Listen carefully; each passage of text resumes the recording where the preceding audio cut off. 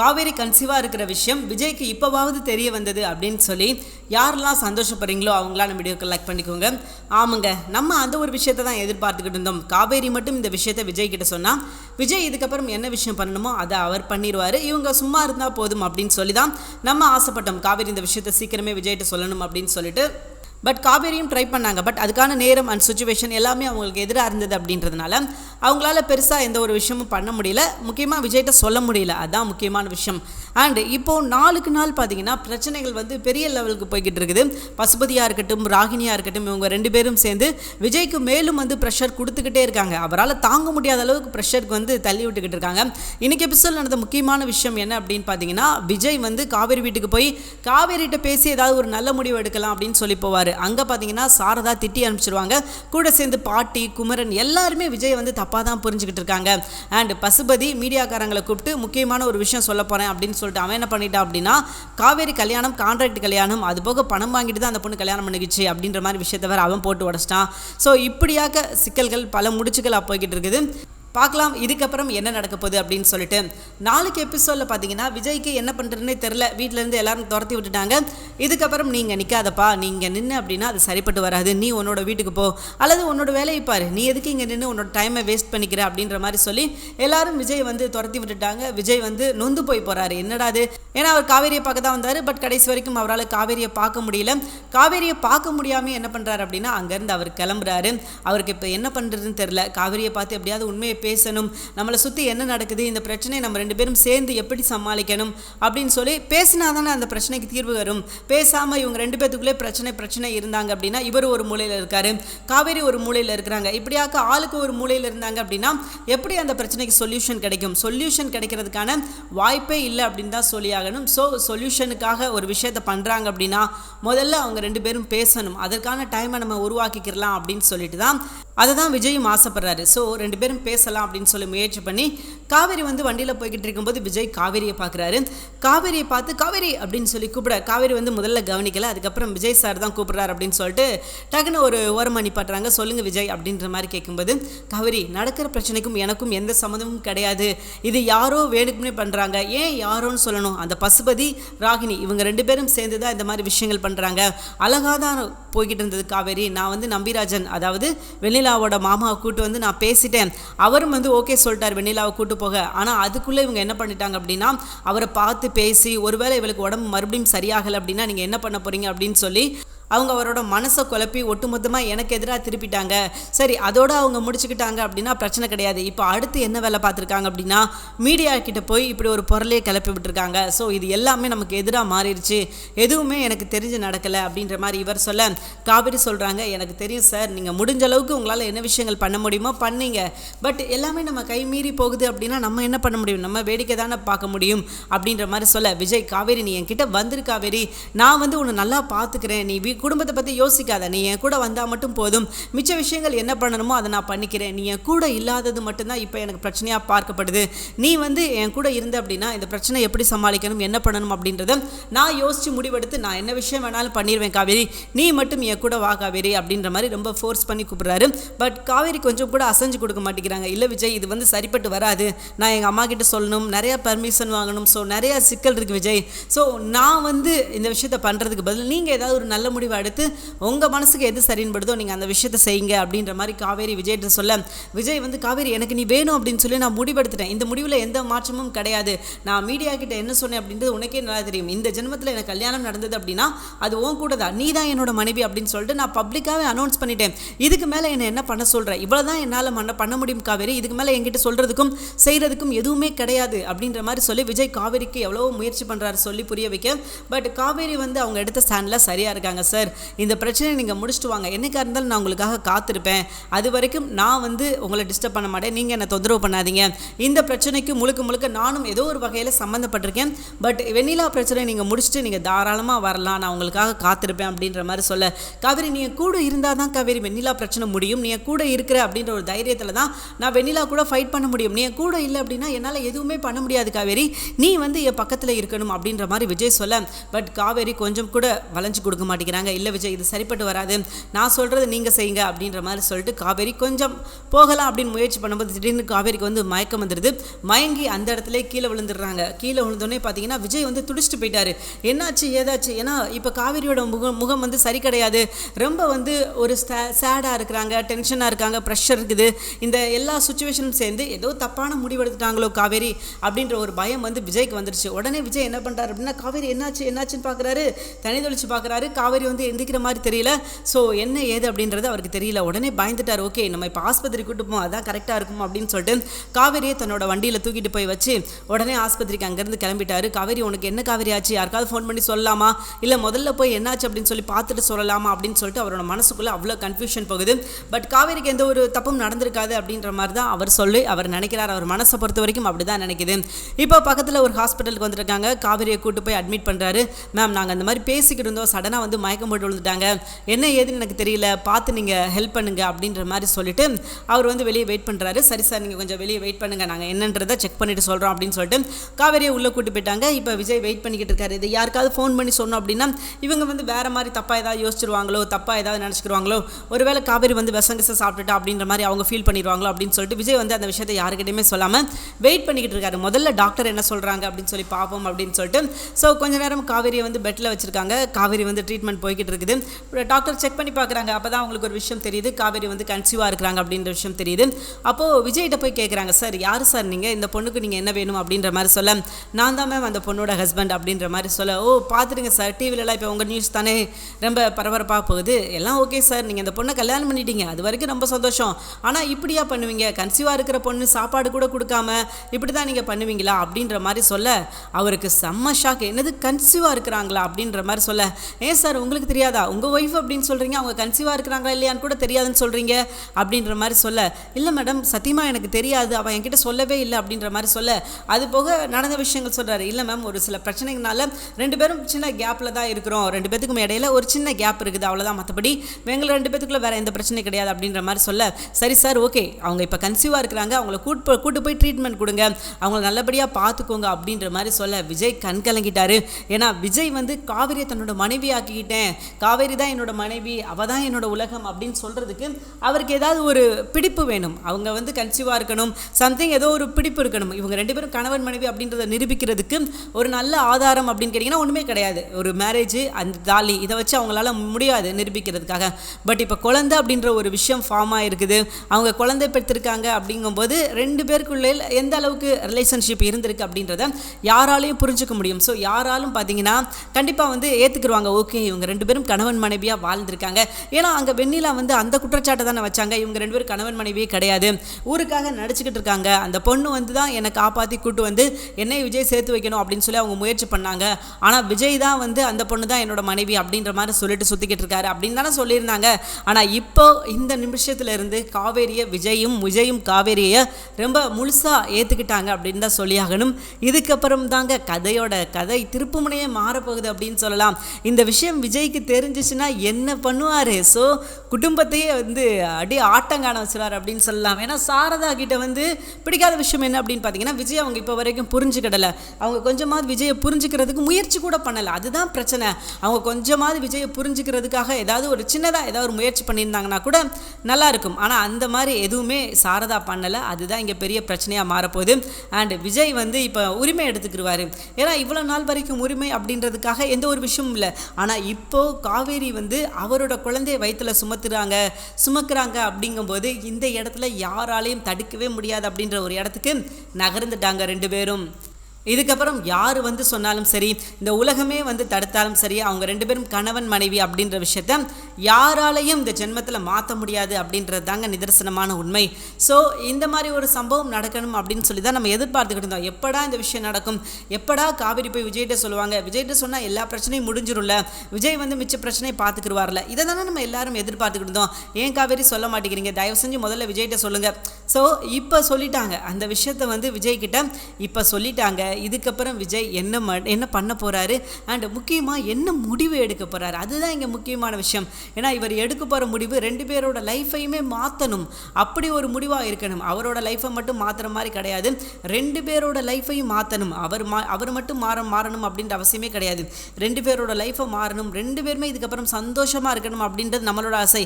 இதுக்கப்புறம் இவங்க வாழ்க்கையில் என்ன பிரச்சனை வராமையாக இருக்கும்போது வரதான் செய்ய போகுது. கண்டிப்பாக வெண்ணிலா இதுக்கப்புறம் சும்மா இருக்க மாட்டாங்க.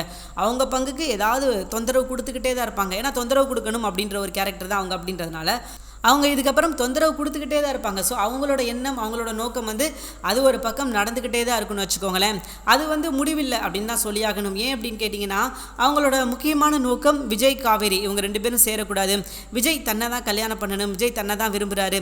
ஸோ அந்த ஒரு கட்டத்துக்கு வந்து அவங்க நகர்ந்து வந்துட்டாங்க அப்படின்றதுனால இவங்க வந்து 2 பேரும் கன்சீவ் ஆகிருக்காங்க அப்படின்னா கூட அவங்க வந்து அதை ஏற்றுக்க மாட்டாங்க. இல்லை முடியாது, நீங்கள் பொய் சொல்கிறீங்க, நீங்கள் வந்து நடிக்கிறீங்க அப்படின்னு சொல்லி ஏதாவது கோக்குமாக சில விஷயங்கள் பண்ணுவாங்கன்னு வச்சுக்கோங்களேன். பட் இதெல்லாம் தாண்டி எப்படி விஜய் காவேரி 2 பேரும் சேர போகிறாங்க, இது அவங்களுக்கு கிடைச்ச ஒரு நல்ல வாய்ப்பு. இந்த வாய்ப்பை அவங்க சரியாக பயன்படுத்திக்கிட்டாங்க அப்படின்னா இதுக்கப்புறம் அவங்களோட வாழ்க்கையில் இடையில யாருமே வர முடியாது, வர்றதுக்கான வாய்ப்பே கிடையாது அப்படின்றது தான் நிதர்சனமான உண்மை. இப்போ எப்படி ஒற்றுமையாக இருக்கிறாங்களோ அதே மாதிரி இதுக்கப்புறம் ஒற்றுமையாக இருக்கணும்.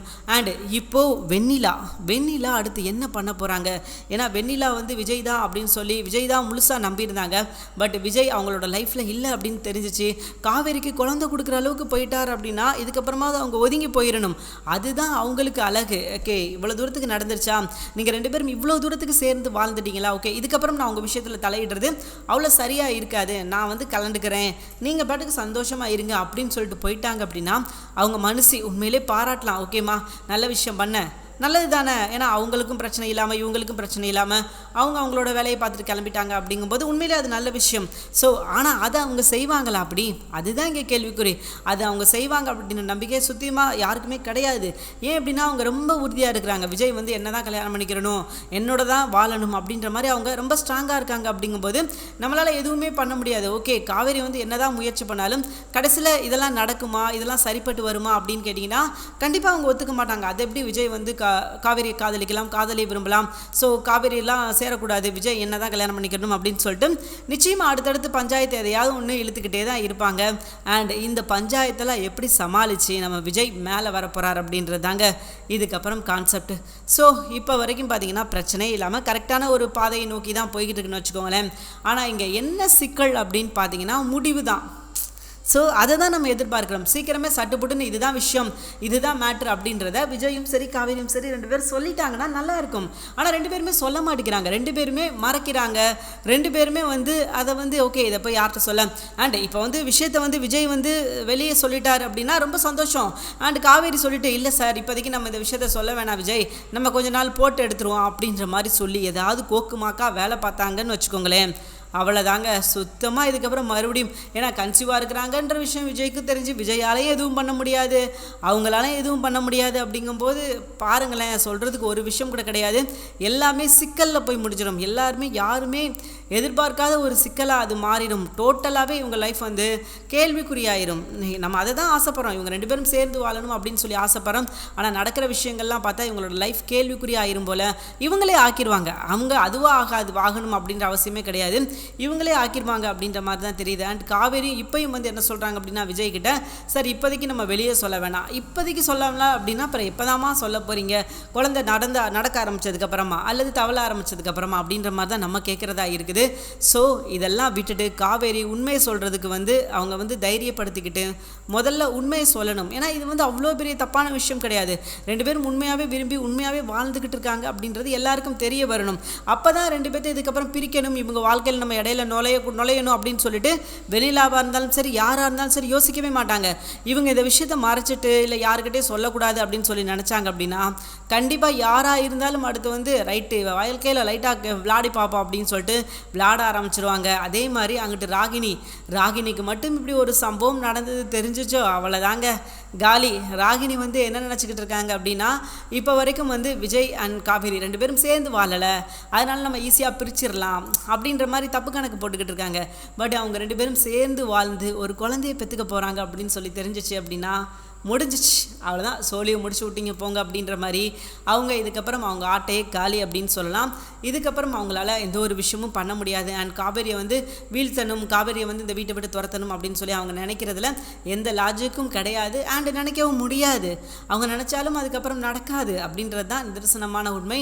பார்ப்போம், இப்போவாவது ஒரு நல்ல வாய்ப்பு கிடச்சிருக்குது. இந்த வாய்ப்பை சரியாக பயன்படுத்தி காவேரியும் விஜயும் சேரணும் அப்படின்றது நம்ம எல்லாரோட ஆசை. அண்ட் சேருவாங்க அப்படின்ற நம்பிக்கை இருக்குது. பட் இது அவ்வளோ ஈஸியான்னு கேட்டிங்கன்னா கிடையவே கிடையாது. இதில் நிறையா சிக்கல்கள் இருக்குது. அந்த சிக்கல்லாம் தாண்டி எப்படி ரெண்டு பேரும் சேர போகிறாங்க? ஏன்னா இந்த சிக்கல்கள் இதோட முடிஞ்சிடும் அப்படின்னு கேட்டிங்கன்னா கண்டிப்பாக முடியாது. ஏன்னா இந்த சிக்கல்கள் வந்து இப்போ தானே ஆரம்பிச்சிருக்குது. அப்போ இதோட முடிஞ்சிடும் அப்படின்னு சொல்லி நம்ம எதிர்பார்க்கறது 100% ஒரு தவறான விஷயம். ஸோ அதனால் இந்த சிக்கல்கள் இப்போ முடிஞ்சிடும் அப்படின்னு சொல்லி நம்ம எந்த வகையிலையும் எதிர்பார்க்கவே முடியாது அப்படின்றது தான் நிதர்சனமான உண்மை. ஸோ இன்னும் பார்த்திங்கன்னா சூப்பரான சம்பவங்கள்லாம் இருக்குதுங்க. அண்ட் இதுக்கப்புறம் பார்த்திங்கன்னா பசுபதியோட முகத்திரை கிழிக்கணும் இல்லையா? ஏன்னா அந்த நம்பிராஜன் என்ன செஞ்சுருக்காரு, பசுபதி ஒரு ஆள் அப்படின்னு சொல்லிட்டு அவன் சொல்கிறது கேட்டுக்கிட்டு வந்திருக்காரு. ஓகே, இவர் சொல்கிறது உண்மையாக இருக்கும் போல் அப்படின்னு சொல்லிட்டு அவர் சொல்கிறத கேட்டு நம்பிக்கிட்டு சில விஷயங்கள் விஜய்க்கு எதிராக அவர் செஞ்சுட்டாரு. அண்ட் அவர் செஞ்சாலும் பார்த்தீங்கன்னா ஓரளவுக்கு விஜய் வந்து அவருக்கு எப்படி சொல்லி புரிய வைக்கணுமோ அந்த ட்ரீட்மெண்ட்டில் சொல்லி புரிய வச்சிட்டாரு. அந்த ஆளுக்கு எப்படி சொன்னால் புரியுமோ, ஏன்னா இவர் தான் போய் பார்த்து பேசி எல்லா விஷயத்தையும் சொல்லி தான் கூட்டு வந்தார். இந்த மாதிரி நடந்துச்சு சார், இப்படி தான் சுச்சுவேஷன் அப்படின்னு சொல்லி கூட்டு வந்தால் கூட அவர் வந்து ஏற்றுக்கிடவே இல்லை. ஸோ அவர் வந்து என்ன பண்ணிட்டார் அப்படின்னா, இதெல்லாம் ஒரு விஷயமா அப்படின்னு சொல்கிற மாதிரி பசுபதி சொல்கிறதை கேட்டுட்டு அவர் வந்து அவர் இஷ்டத்துக்கு வந்து செய்ய ஆரம்பிச்சிட்டார். இவர் எந்த விஷயத்துக்காக வந்தாரோ அந்த விஷயத்தை வந்து விட்டுட்டு பசுபதி என்ன விஷயம் சொன்னானோ அதை விஷயத்தை செய்ய ஆரம்பிச்சிட்டாரு. அண்ட் அதுதாங்க பிரச்சனை. ஸோ பார்ப்போம் இதுக்கப்புறம் எப்படி போகுது, என்ன பண்ண போகிறாங்க அப்படின்னு சொல்லிட்டு இப்போ வரைக்கும் தெரியலை. அண்ட் இதுக்கப்புறம் பார்த்திங்கன்னா ரொம்ப கலக்கலான நம்ம எதிர்பார்த்துற விஷயங்கள்லாம் நடக்கும் அப்படின்றதுல எந்த ஒரு மாற்று கருத்தும் கிடையாது. ஏன்னா இப்போ தானே விஜய் கிளம்ப இறங்கியிருக்காரு. விஜய்க்கு வந்து இப்போ தான் தெரிய வந்திருக்கு காவேரி வந்து கன்சீவாக இருக்கிறாங்க அப்படின்ற விஷயம் இப்போ தான் தெரிய வந்திருக்கு. அப்படின்றதுனால இதுக்கப்புறம் ஆட்டத்தை ஆரம்பிப்பார் அப்படின்னு சொல்லலாம். ஏன் அப்படின்னு கேட்டிங்கன்னா, இது நாள் வரைக்கும் அவர் வந்து பெருசாக எந்த ஒரு விஷயம் காவேரிக்காக பண்ணலை. ஆனால் இப்போ காவேரி கன்சீவாக இருக்கிறாங்க அப்படின்ற விஷயம் அந்த செய்தி மட்டும் விஜய் காதுக்கு போயிருச்சு. டாக்டர் சொல்லிட்டாங்கன்னு வச்சுக்கோங்களேன். விஜயை கையில் மட்டும் கிடையாதுங்க, பையில் கூட பிடிக்க முடியாது. அந்தளவுக்கு அவரோட ஆட்டத்தை ஆரம்பிச்சிருவார். அண்டு ராகினியோட கதை இதோட முடிஞ்சிருச்சு. இதுக்கப்புறம் அவங்களா போயிட்டாங்க அப்படின்னா நல்லது. இதுக்கப்புறம் இவளுக்கு தொல்லை கொடுக்கக்கூடாது, இவளுக்கு நம்ம தொல்லை கொடுத்தோம் அப்படின்னா நமக்கு தான் பிரச்சனை அப்படின்னு சொல்லிட்டு கொஞ்சம் ஒதுங்கி போயிட்டாங்க அப்படின்னா அது அவங்களுக்கு நல்லது.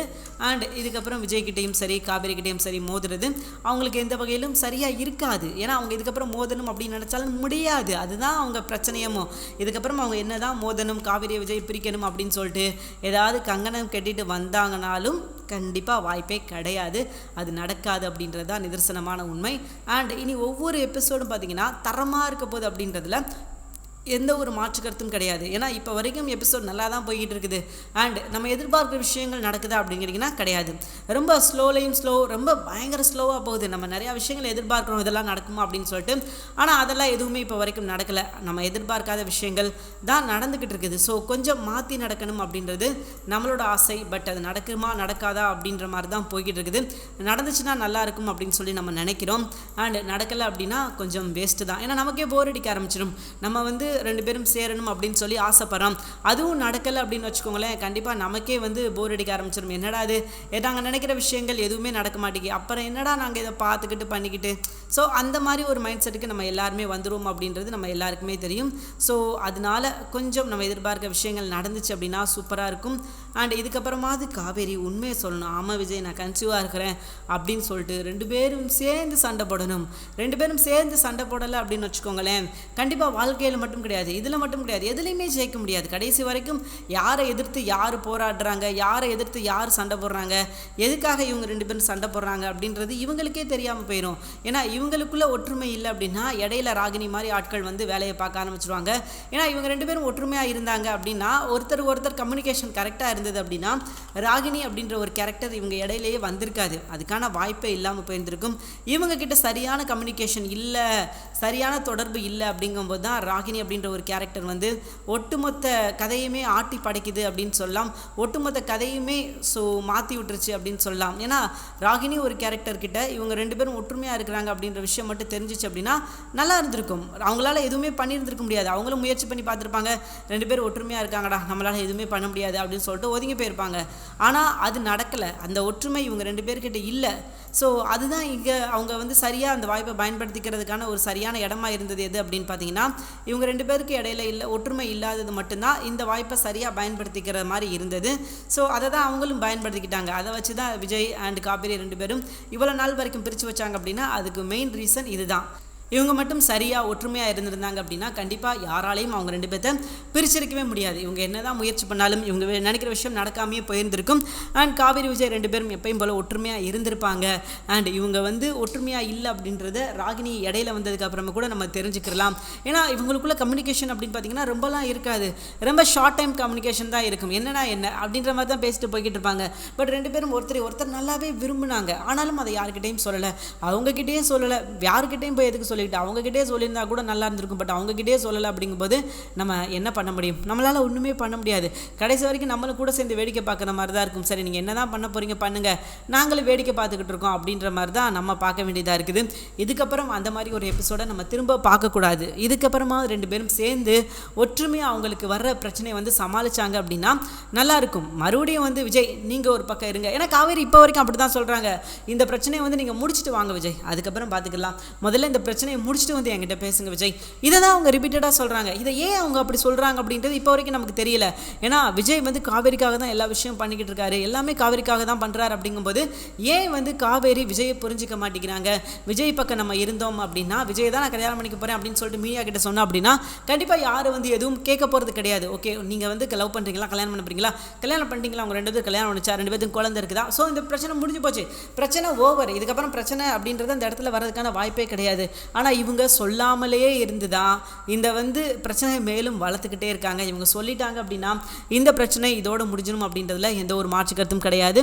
பார்ப்போம் இதுக்கப்புறமாவது இந்த பிரச்சனை சொல்கிறாங்களா, என்ன பண்ண போகிறாங்க அப்படின்றது இனி வர எபிசோடில் தெரியும். அண்ட் இனி அடுத்தடுத்து ஒவ்வொரு எபிசோடும் பார்த்திங்கன்னா ரொம்ப சூப்பராக இருக்கும். ஏன் அப்படின்னா டைம் வேறு சேஞ்ச் பண்ணியிருக்காங்க. ஸோ இனி அடுத்தடுத்து எபிசோட் பார்த்திங்கன்னா பக்காவாக இருக்கும் அப்படின்றதுல எந்த ஒரு மாற்று கருத்தும் கிடையாது. பார்க்கலாங்க இதுக்கப்புறமாவது காவேரி விஜய் சேர்றாங்களா அல்லது பிரச்சனை வந்து மாறுதா, பிரச்சனை வந்து வேறு மாதிரி போகுதா அப்படின்றது இனி வர எபிசோடில் தெரியும். தேங்க்யூ ஃபார் வாட்சிங். இந்த வீடியோ உங்களுக்கு பிடிச்சிருந்துச்சுன்னா மறக்காம லைக் பண்ணிக்கோங்க. நம்ம சேனல் நீங்கள் இன்னும் சப்ஸ்கிரைப் பண்ணலையா, மறக்காம சப்ஸ்கிரைப் பண்ணிக்கோங்க. தேங்க்யூ.